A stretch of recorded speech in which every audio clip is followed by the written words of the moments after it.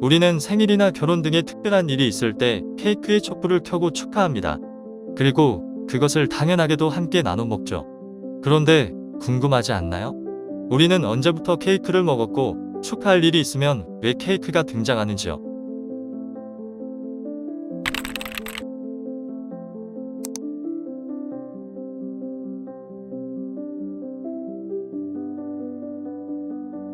케이크라는 단어는 13세기 무렵에 등장했습니다. 옥스퍼드 영어 사전에 따르면 케이크의 어원은 바이킹들이 사용했던 고대 노르웨어 카카에서 비롯되었다고 하죠.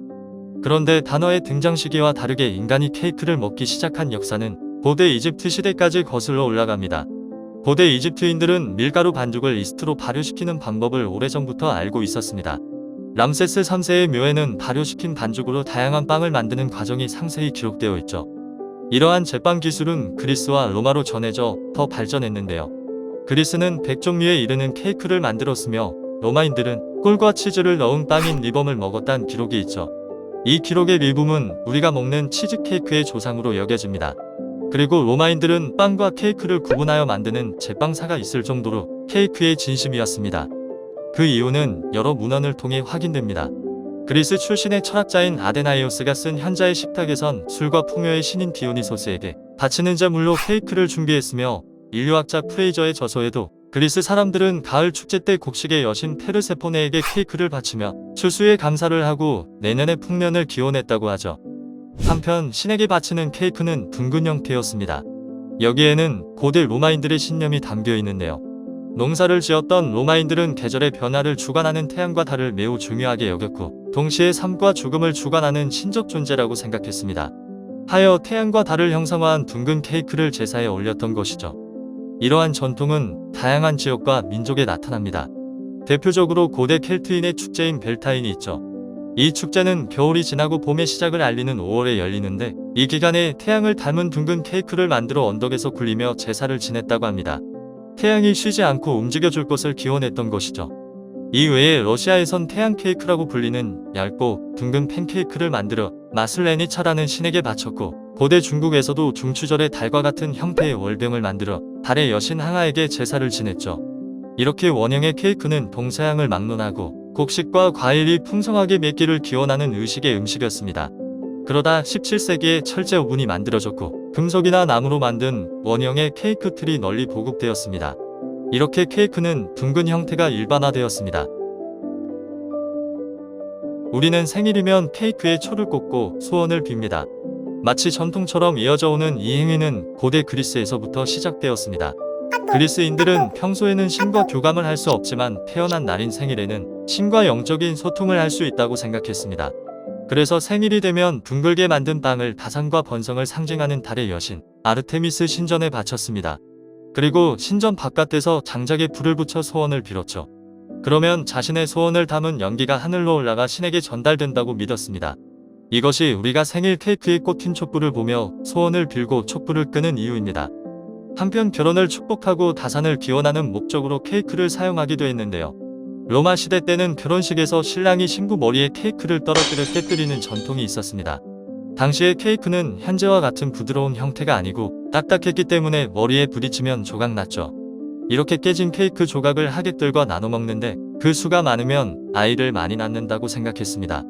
이후 영국 중세 시대에는 스콘, 비스킷 등 밀가루로 구울 수 있는 것들은 모두 모아 차곡차곡 최대한 높이 쌓은 뒤 신랑 신부가 그 위로 키스를 하게 하는 관습이 있었는데 이 빵의 장벽을 넘어 무사히 키스에 성공하면 다산과 건강, 번영을 누릴 수 있다고 믿었습니다.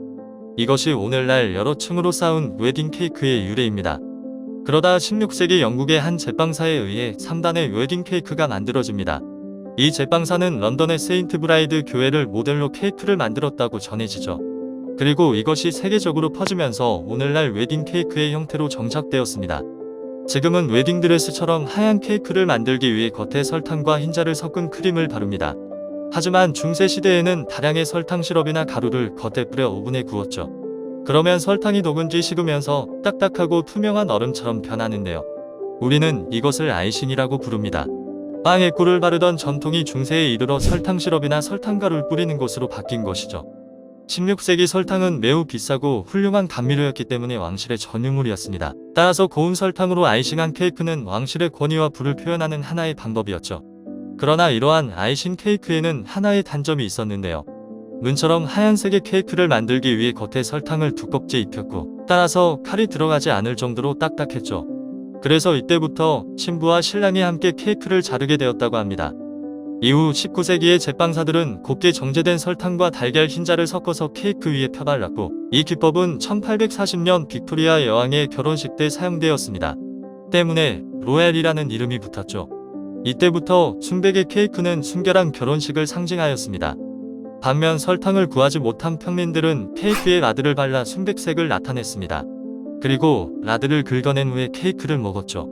이런 방법은 냉장 기술이 부족했던 당시 케이크의 표면이 마르지 않도록 하기 위한 것이기도 했습니다. 그러다 19세기부터 카리브해 섬에 설탕 플랜테이션이 설립되면서 설탕 공급이 원활해지게 됩니다. 따라서 평민들도 과거의 사치품이었던 설탕을 부담없이 사용할 수 있게 되었고, 아이싱 케이크를 먹을 수 있게 되었습니다. 이때부터 크림이나 초콜릿 무스를 바른 형태의 아이싱과 스펀지 케이크도 등장하였죠. 그리고 이것이 우리가 달콤하고 다양한 케이크를 먹게 된 배경이기도 합니다. 이렇게 케이크의 역사와 유래에 대해 알아보았는데요. 케이크는 누군가의 소원을 들어주는 매개체였고, 누군가는 축복과 동경의 음식이었습니다. 오늘은 지인들과 달달한 케이크와 차 한잔하며 케이크에 대해 아는 척 해보면 어떨까요? 쓸모있는 탐구생활은 보다 유익하고 풍성한 컨텐츠를 만듭니다. 영상이 재미있으셨다면 좋아요와 구독, 알림 설정까지 눌러주세요.